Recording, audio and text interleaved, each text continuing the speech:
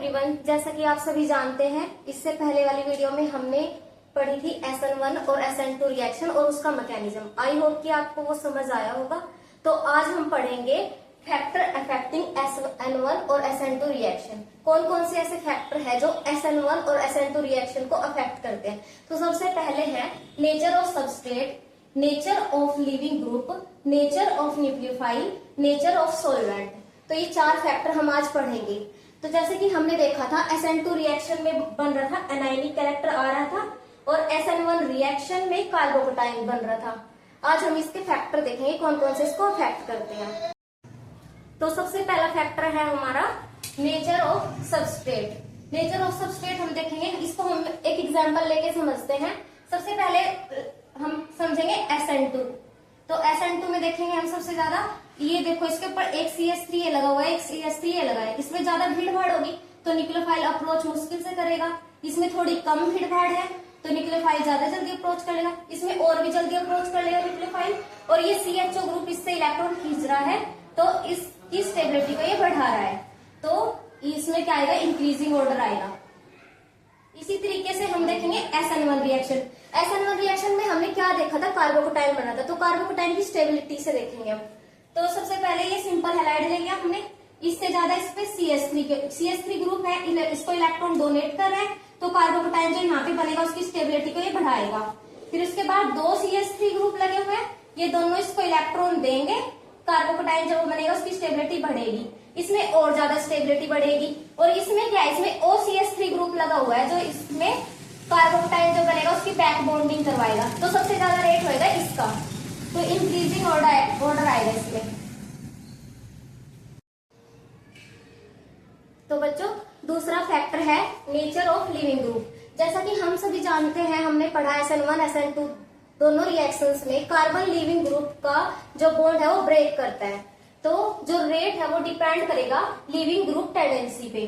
ठीक है, तो रेट ऑफ रिएक्शन डिपेंड कर रहा है लिविंग ग्रुप टेंडेंसी पे। तो सबसे अच्छा लिविंग ग्रुप कौन सा होता है, सबसे पहले लेते हैं ट्राइफोलिएट। सॉरी, ये उल्टे ऑर्डर लगा दिए। तो सबसे ज्यादा ऑर्डर किसका होता है, अच्छा लिविंग ग्रुप कौन सा है, ट्राइफोलिएट। तो ये सबसे अच्छा लिविंग ग्रुप है। फिर नोसाइलेट अच्छा लिविंग ग्रुप है। फिर इसके बाद टोसाइलेट अच्छा लिविंग ग्रुप है।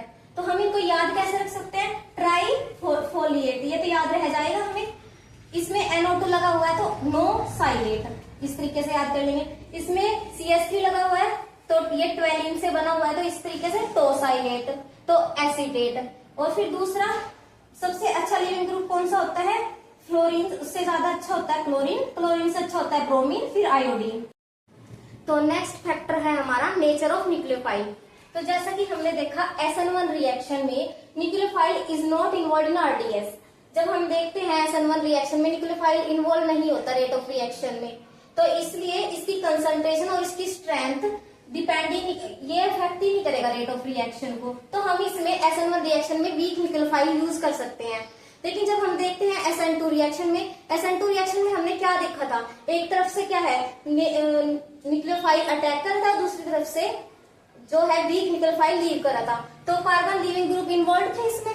तो इसमें न्यूक्लियोफाइल में RDS में न्यूक्लियोफाइल इन्वॉल्व होता है। तो हम SN2 रिएक्शन में स्ट्रॉन्ग न्यूक्लियोफाइल यूज करेंगे, जैसे कि OH होगा, OR होगा, CN नेगेटिव, NO2 नेगेटिव, ये सब हो गए। तो फोर्थ फैक्टर है हमारा नेचर ऑफ सॉल्वेंट। अब हम देखेंगे SN1 और SN2 रिएक्शन को, जो सॉल्वेंट है कौन सा हम सॉल्वेंट इसमें यूज कर सकते हैं। SN1 रिएक्शन में हम पोलर प्रोटिक सॉल्वेंट यूज करते हैं। पोलर प्रोटिक सॉल्वेंट कौन सा सॉल्वेंट होता है, जो कटायनिक और अनायनिक पार्ट दोनों को सॉल्वेट कर दे। जैसे कि हमने देखा था SN1 रिएक्शन में जब लिविंग ग्रुप के ऊपर, ये है हमारा क्लोराइड लिविंग ग्रुप, इसके ऊपर जैसे हमने वाटर ले लिया, वाटर क्या है, पोलर प्रोटिक सॉल्वेंट है, तो ये इसको सॉल्वेट करेगा और इसकी लिविंग टेंडेंसी को बढ़ा देगा, तो ये हट जाएगा। फिर बनेगा कार्बोकेटाइन जो बना है इसको भी ये वाटर सॉल्वेट करेगा और इस इंटरमीडिएट की स्टेबिलिटी को बढ़ा देगा। तो इस तरीके से हम इसमें यूज करते हैं पोलर प्रोटिक सॉल्वेंट। इसी तरीके से SN2 रिएक्शन में हम पोलर एप्रोटिक सॉल्वेंट यूज करते हैं, जैसे कि एसीटोन, DMF, डाइमिथाइल फ्यूरामाइड, ट्राईहाइड्रोफ्यूरान, तो पोलर एप्रोटिक सोलवेंट सोलवेट करता है सिर्फ कटायनिक पार्ट को, ये अनायनिक पार्ट को सोलवेट नहीं करता, तो इसलिए हम इसको पोलर एप्रोटिक सोलवेंट को SN2 रिएक्शन में यूज करते हैं।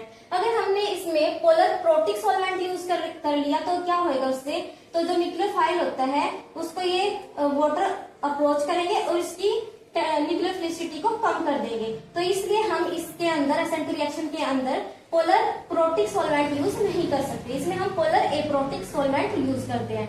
तो आई होप आपको जितना भी मैंने अब तक पढ़ाया वो सब समझ आ गया होगा। अगर समझ नहीं आया है तो आप कमेंट सेक्शन में जरूर बताइए। Thank you for watching this video. कल हम करेंगे इसके सारे एग्जाम्पल और इसके सारे क्वेश्चन हम कल करेंगे। Thank you, bye bye.